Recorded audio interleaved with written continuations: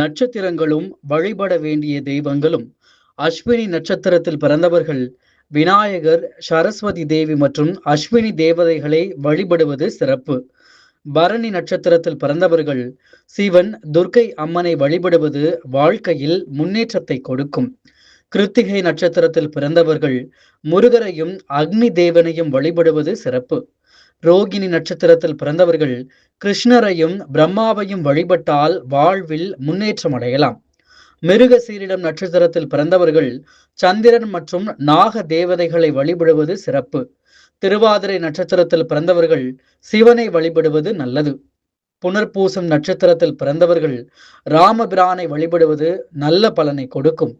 பூசம் நட்சத்திரத்தில் பிறந்தவர்கள் முருகப்பெருமானையும் குரு பகவானையும் வழிபடுவது சிறப்பான பலனை தரும். ஆயில்யம் நட்சத்திரத்தில் பிறந்தவர்கள் ஆதிசேஷனையும் நாக தேவதைகளையும் வழிபடுவது சிறப்பு.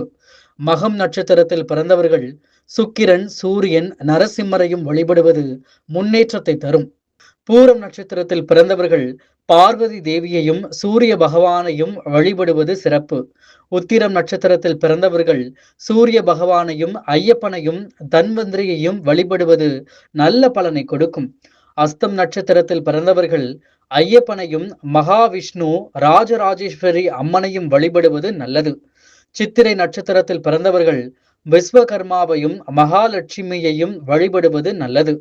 சுவாதி நட்சத்திரத்தில் பிறந்தவர்கள் வாயு பகவானையும் ஆஞ்சநேயரையும் மகாலட்சுமியையும் வழிபடுவது முன்னேற்றத்தை கொடுக்கும். விசாகம் நட்சத்திரத்தில் பிறந்தவர்கள் முருகரை வழிபடுவது சிறப்பு. அனுஷம் நட்சத்திரத்தில் பிறந்தவர்கள் லட்சுமி தேவியையும் சிவபெருமானையும் வழிபடுவது நல்லது. கேட்டை நட்சத்திரத்தில் பிறந்தவர்கள் தேவேந்திரனையும் ஆஞ்சநேயரையும் வழிபடுவது முன்னேற்றத்தை கொடுக்கும். மூலம் நட்சத்திரத்தில் பிறந்தவர்கள் அசுர தேவதைகள் விநாயகரை வழிபடுவது சிறப்பு. பூராடம் நட்சத்திரத்தில் பிறந்தவர்கள் வருண பகவானையும் ராஜராஜேஸ்வரி அம்மனையும் வழிபடுவது நல்ல பலனை கொடுக்கும். உத்ராடம் நட்சத்திரத்தில் பிறந்தவர்கள் சிவனையும் விநாயகரையும் வழிபடுவது சிறப்பான பலனை கொடுக்கும். திருவோணம் நட்சத்திரத்தில் பிறந்தவர்கள் விஷ்ணுவை வழிபடுவது சிறப்பு. அவிட்டம் நட்சத்திரத்தில் பிறந்தவர்கள் விநாயகரையும் இந்திராணியையும் வழிபடுவது சிறப்பு. சதயம் நட்சத்திரத்தில் பிறந்தவர்கள் நாக தேவதைகளை வழிபடுவது சிறப்பு. பூரட்டாதி நட்சத்திரத்தில் பிறந்தவர்கள் குபேரனையும் வராக மூர்த்தியையும் வழிபடுவது சிறப்பு. உத்திரட்டாதி நட்சத்திரத்தில் பிறந்தவர்கள் காமதேனுவையும் சிவபெருமானையும் வழிபடுவது சிறப்பு. ரேவதி நட்சத்திரத்தில் பிறந்தவர்கள் சனீஸ்வர பகவானையும் மகாவிஷ்ணுவையும் வழிபடுவது நல்ல பலனை கொடுக்கும்.